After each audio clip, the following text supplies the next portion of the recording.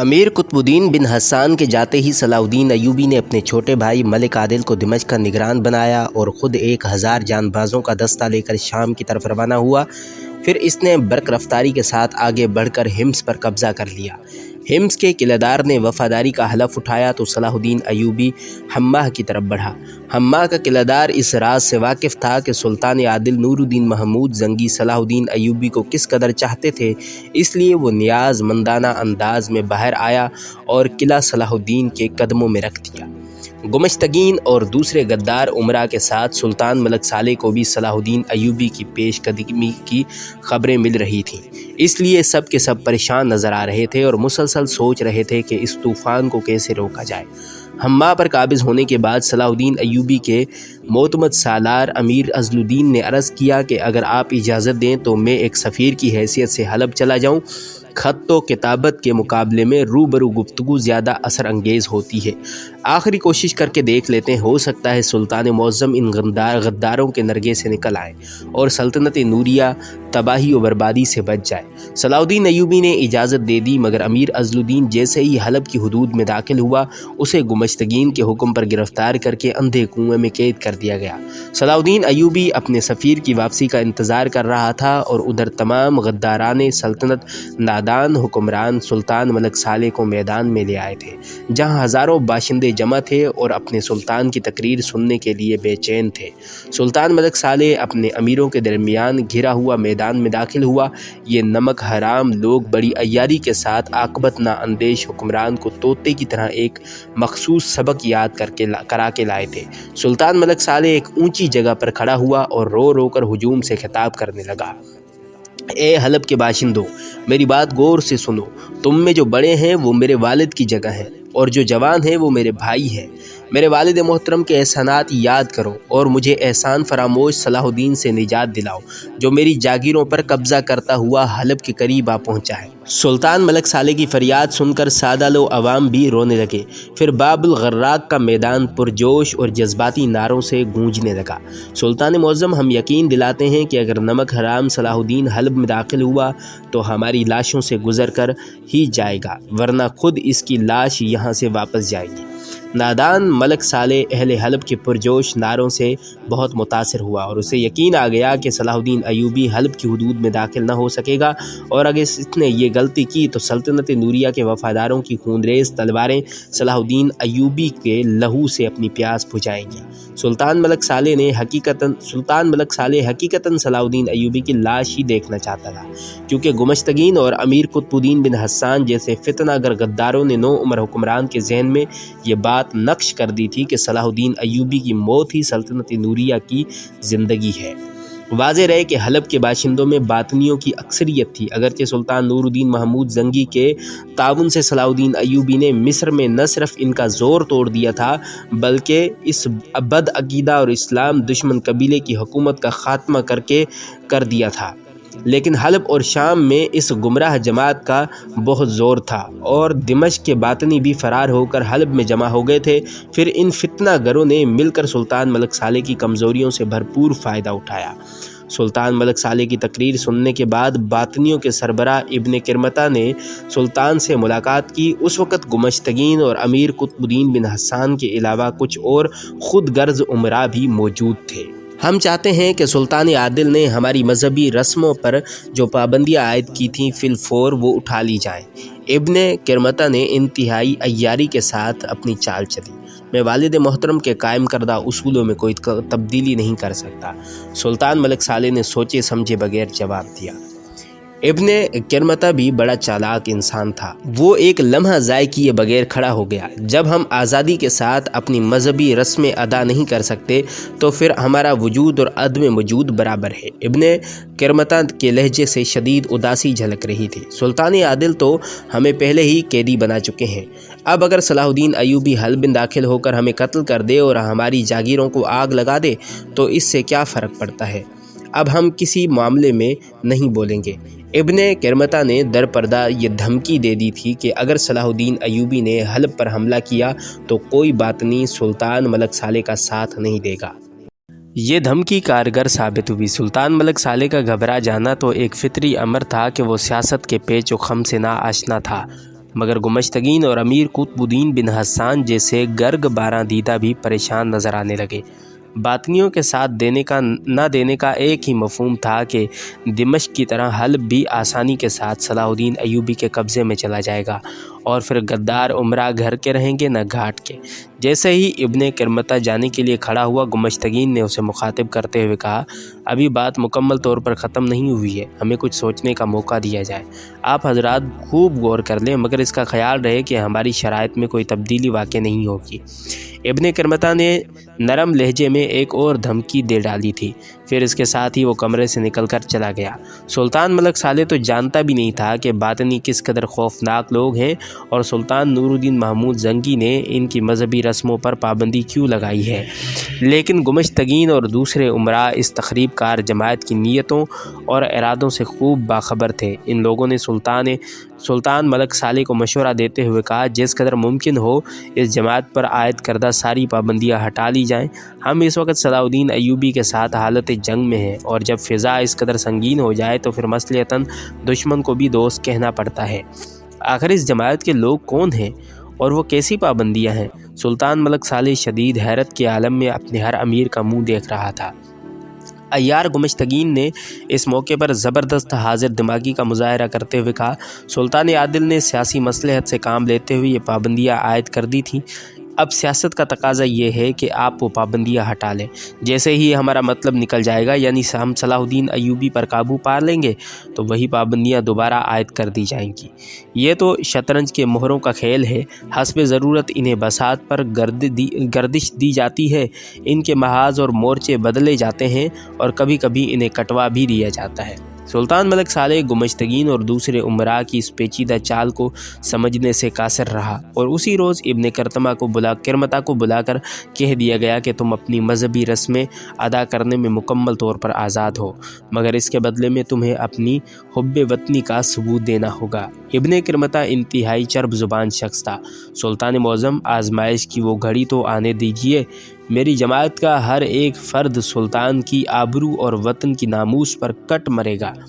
فوراً ہی یہ خبر شام بھی پہنچ گئی۔ وہاں خفیہ طور پر ایک جشن خاص منایا گیا، جی بھر کے شراب پی گئی، بدمستی کے عالم میں نعرے لگائے گئے، اب وقت آ گیا ہے سلطان نور الدین سے انتقام لینے کا۔ ہم ملک صالح کو پھانسی دے کر اس کی لاش کو چوراہے پر لٹکا دیں گے، اور سلطان نور الدین کی قبر کھود کر اس کی ہڈیوں کو آگ لگا دی جائے گی۔ ادھر فتنہ گر مسلمان کا لباس پہن کر ملت اسلامیہ کے خلاف بدترین سازش کر رہے تھے، اور ادھر صلاح الدین ایوبی اپنے سفیر امیر عزل الدین کی واپسی کا انتظار کر رہا تھا۔ پھر جب ایک ہفتہ اسی کشمکش اور انتظار میں گزر گیا تو صلاح الدین ایوبی نے اپنا دوسرا سفیر بھیجا۔ وہ ہر حال میں اپنے آقا زادے سلطان ملک صالح کو غدار امراء کی آہنی پنجوں سے نکال دینا چاہتا تھا۔ گمشتگین نے صلاح الدین کے دوسرے سفیر کو بھی گرفتار کر کے اندھے کنویں میں ڈالنا چاہا، مگر امیر قطب الدین بن حسان نے اسے منع کیا۔ اگر ہم اسی طرح صلاح الدین کے ہر سفیر کو گرفتار کر کے کسی کنویں میں قید کرتے رہے تو وہ شک میں مبتلا ہو جائے گا۔ بہتر یہی ہے کہ اس سفیر کو سلطان سے ملا دو، سفارت کا انجام تو وہی ہوگا جو ہم چاہیں گے۔ بالآخر صلاح الدین ایوبی کے دوسرے سفیر کو سلطان ملک صالح کے سامنے پیش کر دیا گیا۔ جب صلاح الدین ایوبی کے نئے سفیر نے امیر عزل الدین کے بارے میں پوچھا تو ملک صالح نے گورنر حلب گمشتگین کی طرف دیکھا۔ واضح رہے کہ بدترین خوشامد کے صلے میں عاقبت نااندیش ملک صالح نے گمشتگین کو حلب کا گورنر بنا دیا تھا۔ اب وہ بدکار اور عیار انسان ریاست کے سفید و سیاہ کا مالک بن گیا تھا۔ گورنر گمشتگین نے اپنی لا علمی کا اظہار کرتے ہوئے جواب دیا، عزل الدین نام کا کوئی شخص دربار تک نہیں پہنچا۔ نئے سفیر نے یہ اطلاع بڑی حیرت کے ساتھ سنی مگر خاموش رہا۔ پھر اس نے خواہش ظاہر کی کہ وہ سلطان سے کچھ دیر کے لیے تنہائی میں ملنا چاہتا ہے۔ صلاح الدین ایوبی کے نئے قاصد کی بات سن کر گمشتگین اور قطب الدین نے شدید حیرت کے انداز میں ایک دوسرے کی طرف دیکھا۔ پھر فوراً ہی امیر قطب الدین بن حسان صلاح الدین کے قاصد سے مخاطب ہوا، سلطان ذیشان اپنے ہم منصب لوگوں کو خلوت میں شرف باریابی عطا کرتے ہیں۔ سفیر کا فرض منصبی صرف اتنا ہے کہ وہ وقت ضائع کیے بغیر اپنے آنے کا مقصد بیان کر دے۔ गुमश्तगीन और अमीर कुतुबुद्दीन दिमश्क के सफ़ीर को तन्हाई की मुलाकात से इसलिए रोकना चाहते थे कि सलाहुद्दीन ने यकीनी तौर पर कोई ख़ास पैगाम सुल्तान मलक सालेह के लिए भेजा है और वो पैगाम उन उमरा के हक़ में नहीं हो सकता। यही वजह थी कि अमीर अज़लुद्दीन को सुल्तान की खिदमत में पहुंचाने के बजाय अंधे कुएं की अज़ियतनाक तन्हाई में पहुंचा दिया गया। आखिर सलाहुद्दीन अय्यूबी का कासिद सबके सामने अपना मकसद बयान करने पर मजबूर हो गया। वाली मिस्र की ख्वाहिश है कि मुसलमान आपस की खून रेज़ी से महफूज रहें और मुकम्मल यकजहती का मुजाहरा करते हुए कांधे से कांधा मिलाकर अपने सबसे बड़े दुश्मन सलीबियों के ख़िलाफ़ सफ़ आरा हो जाएं। इससे पहले कि सुल्तान मलक सालेह सलाहुद्दीन के कासिद की बात का जवाब देता, गुमश्तगीन दरमियान में बोल उठा। ये अंदाज़े सफ़ारत नहीं, खुली मुनाफ़कत है। गवर्नर हल्ब गुमश्तगीन की ये दरिद्दा देहनी देखकर सलाहुद्दीन अय्यूबी के कासिद को शदीद रंज पहुँचा और इंतहाई क़ुव्वत बर्दाश्त का मुजाहरा करने के बावजूद इसके चेहरे से नागवारी और लहजे से तल्खी झलकने लगी। वाली मिस्र एक सच्चे और दयानतदार इंसान है। जो कुछ इनके दिल में होता है वही ज़ुबान पर। तेरे बकौल अगर सलाहुद्दीन सच्चा है तो अपनी दयानतदारी का सबूत पेश करे। एक बार फिर गुमश्तगीन ने मुदाखलत की। पहले दिमश्क और शाम के इलाके खाली करे और मिस्र वापस आ जाए, फिर वहाँ से अपना सफ़ीर हलब भेजे। मैं आपसे गुफ्तगू नहीं कर रहा। सलाहुद्दीन अय्यूबी के कासिद सईदुद्दीन के माथे पर बल पड़ गए। मैं सुल्तान मुकर्रम के जवाब का इंतज़ार कर रहा हूँ। अचानक सईदुद्दीन का लहजा सख्त हो गया। एक लम्हे के लिए गुमश्तगीन बदहवास हो गया, मगर फ़ौरन ही इसने नई चाल चली और सुल्तान मलक सालेह को मुखातिब करते हुए कहा, सुल्तान ज़ीशान, आपने एक ग़ुलाम इब्न ग़ुलाम का लहजा देखा? यह सफ़ारत नहीं है, अपना हुक्म मुसल्लत करने की इब्तदा है। गुमश्तगीन हमारी ज़ुबान बोल रहा है। सुल्तान मलक सालेह एक बार फिर गद्दार उमरा के फ़रेब में आ गया था। जो कुछ तुमसे कहा जा रहा है उसे हरफ बहरफ सलाहुद्दीन के गोशे गुजार कर दो। ये मंज़र देखकर सुल्तान मलक सालेह को गद्दार उमरा ने बुरी तरह अपने जाल में जकड़ लिया है। कासिद सईदुद्दीन के चेहरे पर शदीद अज़ियत और कर्ब का रंग उभर आया और उसने इंतहाई आजिज़ाना लहजे में वाली हल्ब को मुखातिब करते हुए कहा, सुल्तान मुअज़्ज़म, मैं आपको हक़ ताला का वास्ता देता हूँ कि मिल्लत इस्लामिया के अज़ीम तर मफाद में वाली मिस्र से बिलमुशाफ़ा गुफ्तगू कर दीजिए। अगर आप दिमश्क में तशरीफ़ लाना नहीं चाहते तो अपनी फ़ौज के हमरा दिमश्क और हल्ब के दरमियानी इलाके में चले आइए और फिर गुफ्तगू के लिए किसी मखसूस मकाम का इंतखाब कर लीजिए। मैं आपको किस तरह समझाऊँ कि यह मुलाकात कितनी ज़रूरी है। अब की बार अमीर कुतुबुद्दीन बिन हसन ने मुदाखलत की, जो ख़ानदान ज़ंगी से करीबी ताल्लुक़ रखता था। अगर इस ग़ुलाम ज़ादे को मिल्लत इस्लामिया से इतनी ही मोहब्बत है तो वो ख़ुद क्यों नहीं चला आता। अमीर कुतुबुद्दीन बिन हसन ने दोबारा अपनी पुरानी चाल आजमाई। कासिद सईदुद्दीन ने अंदाज़ा कर लिया था कि वो सुल्तान मलक सालेह को अपनी बात समझाने में नाकाम हो चुका है, इसलिए वो खड़ा हो गया। मगर जाते जाते इसने वो खौफनाक राज भी ज़ाहिर कर दिया जिसे वो अब तक अपने सीने में छुपाए हुए था। सुल्तान मुअज़्ज़म, मैं एक मुखलिस और वफ़ादार कारिंदे की हैसियत से अपना फ़र्ज़ समझता हूँ कि आपको आने वाले तूफ़ान की होलनाकियों से बाखबर कर दूँ। वो तूफ़ान जो बदकिस्मती से आपको नज़र नहीं आ रहा है।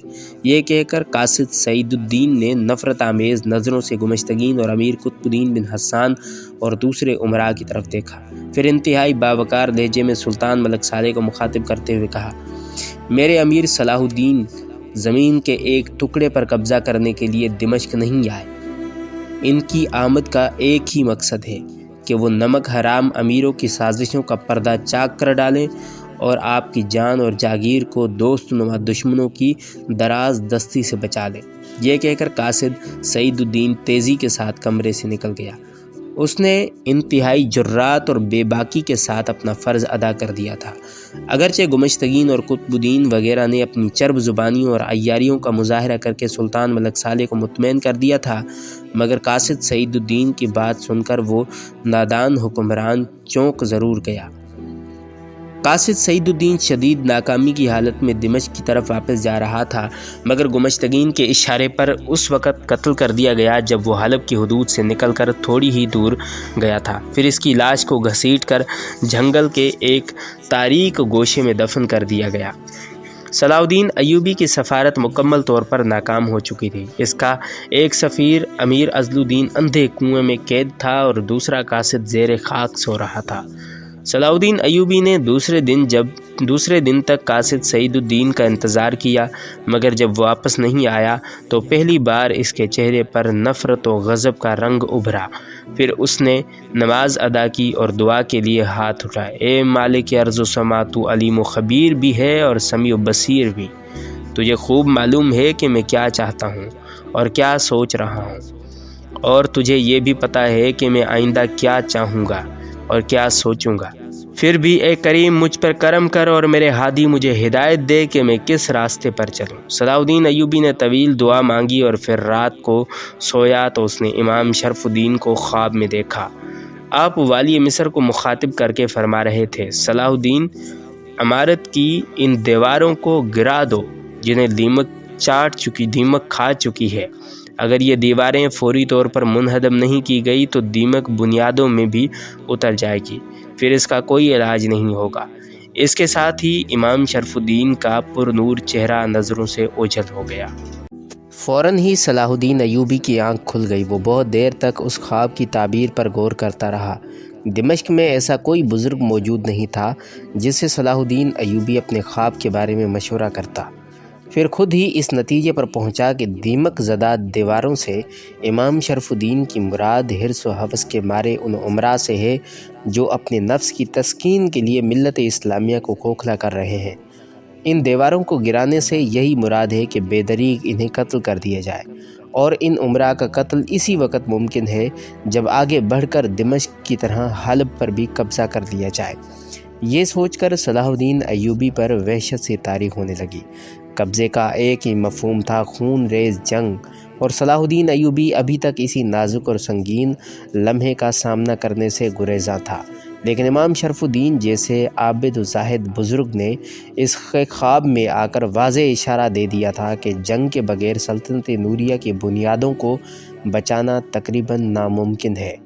بالآخر شدید ذہنی کشمکش اور اذیت ناک مرحلے سے گزر کر صلاح الدین ایوبی اس نتیجے پر پہنچ گیا کہ بری طرح الجھی ہوئی اس سیاسی گتھی کو ناخن تدبیر سے نہیں، تلوار کی نوک ہی سے سلجھایا جا سکتا ہے۔ پھر اس نے اپنے 700 سپاہیوں کے ساتھ آگے بڑھ کر حلب کا محاصرہ کر لیا۔ یہ صلاح الدین ایوبی کی شجاعت اور اولو العزمی کا کھلا ثبوت تھا کہ اس نے فوج کے ایک مختصر سے دستے کے ساتھ اتنا بڑا قدم اٹھایا، ورنہ 700 سپاہی اس قابل نہیں ہوتے کہ وہ غیر سرزمین پر جارحانہ انداز اختیار کر سکے۔ اتنی مختصر سی فوج تو دفاعی جنگ بھی نہیں لڑ سکتی۔ عام انسان کہہ سکتا ہے کہ صلاح الدین ایوبی کا یہ اقدام احمقانہ تھا کہ چند سپاہی لے کر اپنے سے کئی گنا بڑی فوج کا مقابلہ کرنے کے لیے اسی کے علاقے میں داخل ہو گیا تھا، مگر حقیقت یہ ہے کہ صلاح الدین ایوبی ایک راسخ العقیدہ اور ایک نیک سیرت حکمران تھا۔ وہ ہر حال میں قادر مطلق کی تائید پر یقین رکھتا تھا۔ دوسرے یہ کہ صلاح الدین ایوبی نے بہت پہلے اس صورتحال کا اندازہ کر لیا تھا اور اسی لیے اپنے ایک نائب کو قبل از وقت مصر روانہ کر دیا تھا تاکہ 10,000 منتخب سوار لے کر حلب پہنچ سکے۔ پھر جیسے ہی صلاح الدین ایوبی کا مختصر لشکر حلب کے محاصرے کے لیے جبل جوشن پر خیمہ زن ہوا، اس کے دوسرے دن ہی مصر سے 10,000 تازہ دم سپاہیوں کا لشکر بھی حلب پہنچ گیا۔ اس غیبی تائید پر صلاح الدین ایوبی نے اپنے خالق کا شکر ادا کیا اور اس کے ساتھ ہی اپنی مخصوص دعا کی، اے قادر مطلق، تو اپنی بے مثال اور لازوال قدرت سے اس جنگ کو ٹال دے، ہمارے دلوں کو ایک دوسرے کے لیے نرم کر دے اور اہل ایمان کے خون کو اتنا ارزاں نہ کر کہ دشمنان اسلام ہمارا تماشا دیکھیں۔ ادھر صلاح الدین ایوبی اپنے رب کے حضور سر نیاز جھکائے گریہ و زاری کر رہا تھا اور دوسری طرف سلطان ملک صالح اپنے امراء سے کہہ رہا تھا، دشمن ہمارے دروازے تک آ پہنچا ہے، تم قلعے سے نکل کر اس کا مقابلہ کیوں نہیں کرتے؟ آخر تمہیں کس بات کا انتظار ہے؟ کیا تم اس وقت گھر سے باہر نکلو گے جب وہ 4 دیواریوں کے اندر داخل ہو جائے گا؟ سلطنت نوریہ کی بقا کے لیے اپنی جانیں دینے کی قسمیں کھانے والے فطرتاً انتہائی بزدل تھے۔ ان میں سے کوئی بھی صلاح الدین ایوبی کی گزشتہ معرکہ آرائیوں اور فتوحات کو بھولا نہیں تھا۔ جب اس جان باز مجاہد نے فوج کی قلیل تعداد سے صلیبیوں کے بڑے بڑے لشکروں کو شکست فاش سے دوچار کیا تھا، اس لیے گمشتگین اور قطب الدین جیسے ناکارہ امیر کھلے میدان میں صلاح الدین کا مقابلہ نہیں کر سکتے تھے۔ سلطان ذیشان، ہم کیوں اپنے سپاہیوں کو موت کے منہ میں جھونکیں؟ صلاح الدین کو جبل جوشن پر پڑا رہنے دیں، وہ کب تک حلب کا محاصرہ کیے رہے گا؟ آخر ایک دن موسم کی سختیوں سے تنگ آ کر خود ہی چلا جائے گا۔ گمشتگین نے بڑی عیاری سے جواب دیا، ہم ہر طرح محفوظ ہیں اور ہمارے پاس کئی سال کا سامان رسد موجود ہے۔ ہم صلاح الدین کو شکست خوردہ حالت میں دیکھنا چاہتے ہیں۔ سلطان ملک صالح نے انتہائی نفرت آمیز اور غضبناک لہجے میں کہا، وہ کیسا عجیب لمحہ ہوگا جب ہم اسے زنجیروں میں جکڑا ہوا دیکھیں گے۔ سلطان ذیشان، دانش مندوں کا کہنا ہے کہ اگر دشمن خود ہی مر جائے تو ہمیں اپنے تیر اور تلواریں ضائع نہیں کرنے چاہیے۔ گمشتگین نے جبراً مسکرانے کی کوشش کی، ورنہ اس خوف سے اس کا چہرہ دھواں ہو رہا تھا کہ کہیں سلطان اسے صلاح الدین کے مقابلے کے لیے میدان جنگ کی طرف نہ روانہ کر دے۔ سلطان ملک صالح اب اتنا کم فہم بھی نہیں تھا کہ کسی دلیل کے بغیر گمشتگین کی باتوں سے بہل جاتا۔ یہ کیسے ممکن ہے کہ ہمارے تیر بھی ضائع نہ ہوں اور صلاح الدین بھی ہلاک ہو جائے؟ سلطان ملک صالح کے چہرے پر بدستور غصہ جھلک رہا۔ تیر تو ضائع ہوں گے مگر کسی اور کے، یہ کہہ کر گمشتگین جھکا اور کچھ دیر تک سلطان ملک صالح سے سرگوشی میں باتیں کرتا رہا۔ قریب بیٹھے ہوئے امراء بھی حیرت زدہ تھے کہ آخر گمشتگین اتنی رازداری کے ساتھ گفتگو کیوں کر رہا ہے۔ چند لمحوں کے لیے سلطان ملک صالح کے ہونٹوں پر گہرا تبسم ابھرا، مگر فوراً ہی وہ بہت زیادہ سنجیدہ نظر آنے لگا۔ کچھ بھی ہو، ہمیں صلاح الدین کا سر چاہیے، یہ کہہ کر سلطان ملک صالح خفیہ اجلاس سے اٹھ کر اپنے مخصوص کمرے میں چلا گیا، جہاں ایک نوخیز اور حسین لڑکی شراب کی سرائی لیے اس کی منتظر تھی۔ سلطان ملک صالح کے اعصاب پر صلاح الدین کا جو خوف طاری تھا، وہ اسے شراب کے ساغر میں ڈبونے لگا۔ گمشتگین اس حقیقت سے باخبر تھا کہ اگر صلاح الدین حلب پر حملہ کر دیتا تو سلطان ملک صالح کی فوج 2-4 گھنٹے سے زیادہ مزاحمت نہیں کر سکتی، اس لیے اس نے فوراً ہی ایک نئی چال چلی۔ باطنیوں کی جماعت کے سربراہ ابن کرمتہ کو اپنے خصوصی کمرے میں طلب کر کے اس مکار انسان سے کہا، ابن کرمتہ، تو جانتا ہے کہ تیرے قبیلے کی مذہبی رسموں پر عائد کردہ پابندیاں کس نے ہٹوائیں؟ ابن کرمتہ گمشتگین سے بھی زیادہ عیار تھا۔ اس نے مسکراتے ہوئے کہا، سارا حلب جانتا ہے کہ اس میں امیر گمشتگین کا ہاتھ ہے، تو پھر تو اور تیری جماعت اپنا عہد پورا کرنے کے لیے تیار ہو جائے۔ گمشتگین نے کسی قدر سخت لہجے میں کہا، دشمن ہمارے سر پر آ پہنچا ہے، اپنی جماعت کے ایک ایک جوان سے کہو کہ کل مسلح ہو کر صلاح الدین سے مقابلے کے لیے تیار ہو جائیں۔ گمشتگین کی بات سن کر ابن کرمتہ کچھ دیر کے لیے بدحواس ہو گیا، پھر اس نے بڑی مشکل سے اپنی بگڑتی ہوئی حالت پر قابو پایا۔ امیر، آپ بھول رہے ہیں، ہمارے معاہدے میں یہ شرط شامل نہیں تھی۔ پھر کون سی شرط تھی کہ جس کے تحت تمہیں مذہبی آزادی بخشی گئی تھی؟ گمشتگین کی آواز کچھ اور سخت ہو گئی۔ شرط یہ تھی کہ اگر صلاح الدین یا کوئی بھی دشمن حلب پر حملہ آور ہوتا ہے تو میری جماعت کا ایک ایک تندرست و توانا شخص حملہ آور کا مقابلہ کرے گا۔ ابن کرمتہ نے ایک ایک لفظ پر زور دیتے ہوئے کہا، اور حملہ کس کو کہتے ہیں؟ گمشتگین نے تیز لہجے میں پوچھا۔ یہ محاصرہ ہے۔ ابن کرمتہ نے بھی اسی انداز میں چال چلی۔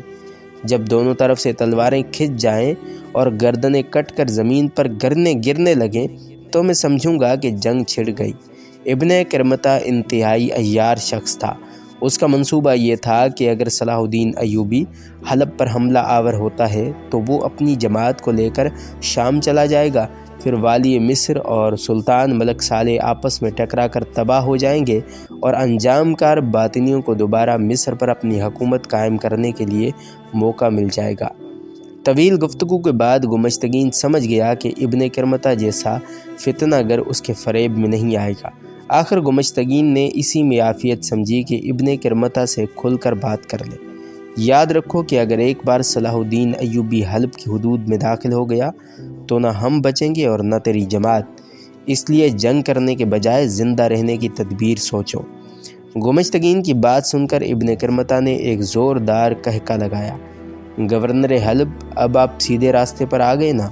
میں نہیں جانتا کہ میرا مذہب کیا ہے اور تم کس عقیدے کے مالک ہو، دونوں فتنہ گر ایک دوسرے کے سامنے بے نقاب ہو رہے تھے۔ میں بھی صلاح الدین سے نجات چاہتا ہوں اور تم لوگ بھی۔ بہتر یہی ہے کہ صلاح الدین کو درمیان سے ہٹا کر مصر کا اقتدار تمہاری جماعت کے حوالے کر دیا جائے اور باقی علاقے۔ ابن کرمطہ نے مسکراتے ہوئے کہا، جب دو شرکاء میں تجارت ہوتی ہے تو برابر کا منافع ہوتا ہے۔ گمشتگین اقتدار کی ہوس میں اس قدر اندھا ہو رہا تھا کہ اس نے سلطنت نوریہ کو تقسیم کر ڈالا۔ مصر اور شام تمہارا، حلب اور دمشق میرا۔ ابن کرمطہ نے یہ سودا منظور کر لیا اور اسی دن رات کے اندھیرے میں شام روانہ ہو گیا۔ ادھر صلاح الدین ایوبی کے قتل اور سلطنت نوریہ کی تقسیم کے خفیہ معاہدے ہو رہے تھے، اور ادھر یروشلم میں شاہ اموری کی موت کے بعد ایک نیا انقلاب آ گیا تھا۔ شاہ اموری دنیا کا بدکار ترین انسان ہونے کے ساتھ ان چند صلیبیوں میں سے ایک تھا جو مسلمانوں کو مٹانے کے ساتھ ساتھ مکہ معظمہ اور مدینہ منورہ پر بھی قبضہ کرنا چاہتے تھے۔ مگر قدرت کے فیصلے بھی عجیب ہوتے ہیں۔ شاہ اموری نے بانیاس اور اسکندریہ کے محاذ پر صلاح الدین ایوبی سے بدترین شکست کھائی۔ اس کے ساتھ ہی وہ اپنی زندگی میں بھی دنیا کا انتہائی بد نصیب انسان تھا۔ اموری کی پہلی بیوی سے ایک لڑکا بلڈون پیدا ہوا۔ ابھی بلڈون 1 ہی سال کا تھا کہ وہ جذام کوہڑ کے مرض میں مبتلا ہو گیا۔ شاہ اموری نے پوری عیسائی دنیا سے بہترین طبیب یروشلم بلائے، مسلمان حکیموں کو بھی اپنے دربار میں طلب کیا۔ انہیں بڑے بڑے انعامات کی پیشکش کی گئی، قدیم و جدید تمام نسخے آزما لیے گئے، مگر بلڈون کا مرض کم ہونے کے بجائے بڑھتا ہی چلا گیا۔ شاہ اموری اپنے کوہڑی بیٹے کو دیکھتا اور تنہائی میں روتا رہتا کہ اس کا ولی عہد سلطنت ایک ایسی بیماری میں مبتلا ہے کہ کوئی اس کے نزدیک بیٹھنا بھی گوارا نہیں کرتا۔ پھر وہ یروشلم پر حکومت کس طرح کرے گا؟ شاہ اموری نے اپنی اس محرومی کو دور کرنے کے لیے بہت سی شادیاں کیں، مگر کسی ایک بیوی سے بھی کوئی اولاد پیدا نہ ہو سکی۔ بالآخر اسی اذیت کے عالم میں ایک دن شاہ اموری کی موت واقع ہو گئی۔ یروشلم کے توہم پرستوں نے اموری کی موت کو کاہن بطریق کی بد دعا کا نتیجہ سمجھا، جسے اموری نے مرنے سے چند روز پہلے قید خانے میں ڈال دیا تھا۔ اموری کی آخری رسوم کے ادا ہوتے ہی یروشلم کے امیروں اور وزیروں نے کاہن بطریق کو قید خانے سے نکالا اور اس مکار شخص سے معافی مانگی۔ اب یروشلم کی تخت نشینی کا مسئلہ تھا۔ اموری کا وارث بلڈون کی شکل میں موجود تھا۔ اس کی عمر 10 سال کے قریب تھی اور کوہڑ اس قدر پھیل چکا تھا کہ پورا جسم اس کی لپیٹ میں آ گیا تھا۔ مجبوراً بلڈون کو ایک علیحدہ کمرے میں رکھا گیا تھا، مگر خدمتگار اس کی دیکھ بھال کیا کرتے تھے۔ اپنی فطری مجبوری کے باعث بلڈون تخت نشینی کے قابل نہیں تھا۔ بالآخر امراء کے طویل مشوروں کے بعد ریمنڈ کو بلڈون کا وارث بنا کر یروشلم کے تخت پر بٹھا دیا گیا۔ واضح رہے کہ ایک ریمنڈ انطاکیہ کا حکمران تھا جو مسلمانوں سے جنگ کرتے ہوئے میدان میں مارا گیا تھا۔ یہ ریمنڈ ثانی تھا، طرابلس کا حکمران۔ حارم کی جنگ میں سلطان نور الدین محمود زنگی نے ریمنڈ کو گرفتار کر کے قید خانے میں ڈال دیا تھا۔ ریمنڈ نے اسی حالت اسیری میں 8 سال گزارے۔ پھر فخر الدین مسعود بن زعفرانی کی سفارش پر سلطان نور الدین محمود زنگی نے 1.5 لاکھ دینار تاوان اور 1000 مسلمان قیدیوں کو آزاد کرنے کے بدلے میں ریمنڈ کو چھوڑ دیا۔ اب ریمنڈ ایک بال و پر ٹوٹا ہوا شاہین تھا جو طوفانی ہواؤں میں اڑنے کے بجائے زمین پر رینگتا رہتا تھا۔ اچانک اس کی قسمت میں کروٹ لی اور وہ یروشلم کا نگران بادشاہ بن گیا۔ عیسائی امراء نے ریمنڈ کا انتخاب اس لیے کیا تھا کہ وہ بھی شاہ اموری کی طرح مسلمانوں سے شدید نفرت کرتا تھا اور اہل ایمان کے مقامات مقدسہ پر قبضہ کرنے کے خواب دیکھتا رہتا تھا۔ مختصر یہ کہ ریمنڈ اس وقت تمام صلیبی بادشاہوں میں سب سے زیادہ محترم تھا۔ تخت نشینی سے پہلے ریمنڈ نے انجیل مقدس پر ہاتھ رکھ کر قسم کھائی تھی کہ وہ بہت جلد صلیبیوں کی گزشتہ شکستوں کا حساب برابر کر دے گا۔ ابن کرمطہ گمشتگین سے گفتگو کرنے کے بعد شام پہنچا، جہاں باطنیوں کی بہت بڑی اکثریت موجود تھی اور سنان نامی ایک شخص ان کی قیادت کر رہا تھا۔ باطنی بھی کئی فرقوں میں تقسیم تھے، مگر ان سب کا مقصد حیات ایک ہی تھا کہ اہل ایمان میں پھوٹ ڈالی جائے، یہاں تک کہ اسلامی سلطنت مکمل طور پر تباہ و برباد ہو جائے۔ باطنی مذہب کا خلاصہ یہ ہے کہ انسانی حیات 4 روزہ ہے۔ اس مختصر سی مدت میں آدمی کو چاہیے کہ وہ زمین پر پائی جانے والی ہر خوشی اور لذت حاصل کرے۔ ہر شخص کو عورت اور شراب کے استعمال کی کھلی آزادی ہے۔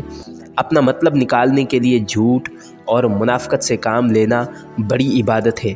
باطنیوں کا پہلا امیر عبداللہ ابن سبا یہودی تھا، جس کی فتنہ انگیزیوں نے مسلمانوں کو مسلمانوں سے لڑایا، جس کے نتیجے میں خلیفہ سوم سیدنا عثمان ابن عفان رضی اللہ عنہ کی شہادت کا جان گداز واقعہ پیش آیا۔ پھر یہ باطنی تحریک سفر کرتے کرتے حسن بن سبا تک پہنچی، جس نے قلعہ الموت میں اپنی جنت تعمیر کی اور اس کے ساتھ ہی فدائیوں کی ایک جماعت بھی بنائی۔ اس جماعت میں چھانٹ چھانٹ کر سفاک ترین لوگ شامل کیے گئے تھے۔ باطنیوں کے اس فرقے کا نام حشیشان تھا۔ اس فرقے سے تعلق رکھنے والے افراد آدم خور کہلاتے تھے اور ان آدم خوروں کا سربراہ سنان تھا۔ ابن کرمطہ نے شام پہنچتے ہی سنان سے ملاقات کی اور گمشتگین اور دوسرے حلبی امراء کی طرف سے پیشکش کی اگر صلاح الدین ایوبی کو قتل کر دیا جائے تو زر کثیر کے علاوہ کئی شہر بھی حشیشان کے حوالے کر دیے جائیں گے۔ صلاح الدین ایوبی کو قتل کرنا تو حشیشان کے نزدیک افضل ترین عبادت تھی۔ ابن کرمطہ کی بات سن کر سنان نے ہذیانی انداز میں کہکا لگایا، ابن کرمطہ، میرے آدم خور بہت دنوں سے بھوکے ہیں اور پیاسے بھی۔ آج تو ایک طویل عرصے کے بعد ایک بہت بڑی دعوت لے کر آیا ہے۔ صلاح الدین ایوبی کی لاش سے تو سلطان نور الدین محمود کا حساب بھی لینا ہے۔ پھر سنان نے 50 آدم خور حشیشان کو طلب کیا اور تیر اندازی، شمشیر زنی اور شاہ سواری کے ساتھ گوریلا جنگ کرنے کے بھی وہ ماہر تھے۔ انہیں کچھ ہدایات دیں اور ابن کرمطہ کے ساتھ حلب روانہ کر دیا۔ پھر جب ابن کرمطہ جانے لگا تو سنان نے پرزور الفاظ میں اسے نصیحت کی، جیسے ہی صلاح الدین کا کام تمام ہو جائے ایک لمحہ ضائع کیے بغیر گمشتگین اور اس کے ہمنوا امیروں کے ساتھ سلطان ملک صالح کو بھی قتل کر دینا۔ پھر حشیشان کا یہ آدم خور دستہ بڑی رازداری کے ساتھ حلب پہنچا۔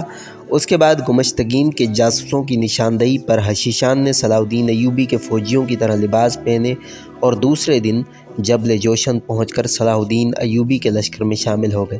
حشیشان کا یہ منصوبہ کامیاب تھا، مگر یہ صلاح الدین ایوبی کی خوش بختی تھی کہ یکایک آدم خوروں کی چال انہی پر الٹ گئی۔ صلاح الدین ایوبی کے لشکر میں ایک امیر حاکم بوک بیس نجم الدین تھا۔ سلطان نور الدین محمود کی وفات کے بعد نجم الدین نے ملت اسلامیہ کی سالمیت کے لیے صلاح الدین ایوبی کی اطاعت قبول کر لی تھی۔ بوک بیس شام کا سرحدی علاقہ ہے، اس لیے نجم الدین حشیشان کی جماعت کے اکثر افراد کو پہچانتا تھا۔ جب یہ باطنی آدم خور صلاح الدین کے لشکر میں شامل ہو کر اپنا ہدف تلاش کرنے لگے تو حاکم بوک بیس نے ان میں سے ایک شخص کو پہچان لیا، مگر وہ اپنے جذبات پر قابو نہ رکھ سکا اور نجم الدین نے اس شخص کا گریبان پکڑ کر چیختے ہوئے کہا، آل شیطان، میں تمہیں خوب جانتا ہوں، تم لوگ کس ارادے سے یہاں آئے ہو، مگر یاد رکھو کہ تم میری زندگی میں اپنے ناپاک منصوبے کو تکمیل تک نہیں پہنچا سکو گے۔ راز فاش ہوتے ہی باطنی آدم خور نے برق رفتاری کے انداز میں زیر لباس چھپا ہوا خنجر نکالا اور نجم الدین کے شکم میں اتار دیا، مگر نجم الدین نے اس کا گریبان نہیں چھوڑا اور چیخ کر اپنے ساتھیوں سے کہا، امیر صلاح الدین کو مطلع کر دو کہ ہمارے لشکر میں حشیشان گھس آئے ہیں، ان پر سخت نظر رکھی جائے اور ہر سپاہی کی تلاشی لی جائے۔ نجم الدین کی آواز سن کر دوسرے حشیشان بھی پلٹ پڑے اور نجم الدین کے کئی ساتھیوں کو قتل کر دیا۔ اس دوران آدم خور نے نجم الدین کے شکم پر کئی مہلک وار کیے، مگر وہ بہت شجاع اور سخت جان آدمی تھا، اس نے آدم خور کو نہیں چھوڑا، یہاں تک کہ نجم الدین کا ایک سپاہی وہاں پہنچا اور اس نے آدم خور کو قتل کر دیا۔ بہت زیادہ زخم کھانے اور خون بہہ جانے سے نجم الدین لڑکھڑا کر گر پڑا۔ سپاہی نے اسے اٹھانے کی کوشش مگر نجم الدین نے لڑکھڑاتے ہوئے لہجے میں سپاہی سے کہا، مجھے چھوڑو اور امیر صلاح الدین کی حفاظت کرو۔ اس سے پہلے ہی نجم الدین کا ایک سپاہی چیخ چیخ کر صلاح الدین ایوبی کو حشیشان کی آمد سے باخبر کر چکا تھا۔ دو آدم خوروں نے صلاح الدین کے خیمے میں گھسنے کی کوشش کی، مگر بروقت اطلاع مل جانے پر تغر الامیر جاندار نے ان دونوں حشیشان کو قتل کر دیا جو صلاح الدین ایوبی پر حملہ کرنا چاہتے تھے۔ انجام کار بڑی مشکل سے اس فتنہ پر قابو پا لیا گیا اور ایک ایک آدم خور کو قتل کر دیا گیا، مگر پھر بھی حشیشان نے صلاح الدین کے 200 سے زیادہ سپاہیوں کو شہید کر دیا تھا۔ صلاح الدین ایوبی نجم الدین کے قریب پہنچا تو اس کی آخری سانسیں تھیں۔ حاکم بوقبیس نے کلمہ شہادت پڑھا اور لڑکھڑاتی ہوئی زبان میں صلاح الدین سے مخاطب ہوا، امیر اللہ آپ کی حفاظت کرے۔ اس کے ساتھ ہی نجم الدین اپنے خالق حقیقی سے جا ملا۔ صلاح الدین ایوبی گھٹنوں کے بل زمین پر جھک گیا اور اس نے نجم الدین کی پیشانی کو بوسہ دیتے ہوئے انتہائی رقت آمیز لہجے میں کہا، ملت اسلامیہ پر قربان ہونے والے اللہ تجھ پر اپنی بے شمار رحمتیں نازل فرمائے۔ اس منصوبے کی ناکامی کے بعد گمشتگین اور دوسرے غدار امراء بدحواس ہو گئے۔ محاصرہ طول پکڑتا جا رہا تھا اور اہلیان شہر مضطرب نظر آنے لگے تھے، کیونکہ ان کے روزمرہ کے کاموں میں بہت زیادہ خلل پڑنے لگا تھا۔ بہت سے لوگ جلوس کی شکل میں قصر خلافت کے نیچے جمع ہوئے اور فریادی لہجے میں سلطان ملک صالح کو مخاطب کر کے کہنے لگے، سلطان محترم، ہمیں خوف و ہراس کی اس اذیت ناک صورتحال سے نجات دلائی جائے۔ نہ ہم راتوں کو چین سے سو سکتے ہیں اور نہ دن کے اجالے میں شہر سے نکل کر کوئی روزگار تلاش کر سکتے ہیں۔ اب ہمارے گھروں میں فاقہ کشی کی نوبت آ گئی ہے۔ رعایا کا یہ شور فغان سن کر سلطان ملک صالح گھبرا گیا اور اس نے چاہا کہ وہ صلاح الدین ایوبی سے صلح کی بات کر کے اپنی رعایا کو پرسکون کر سکے، لیکن گمشتگین اور دوسرے امراء نے ایک بار پھر سلطان ملک صالح کو ورگلایا۔ آپ کی طرف سے صلح کی پیشکش کا ایک ہی مفہوم ہے کہ آپ نے اپنے غلام کے آگے گھٹنے ٹیک دیے ہیں۔ گمشتگین جان بوجھ کر ایسے تحقیر آمیز الفاظ استعمال کر رہا تھا کہ جنہیں سن کر سلطان ملک صالح اشتعال میں آ جائے۔ شکست خوردہ انسان کو فاتح کا ہر مطالبہ ماننا پڑتا ہے۔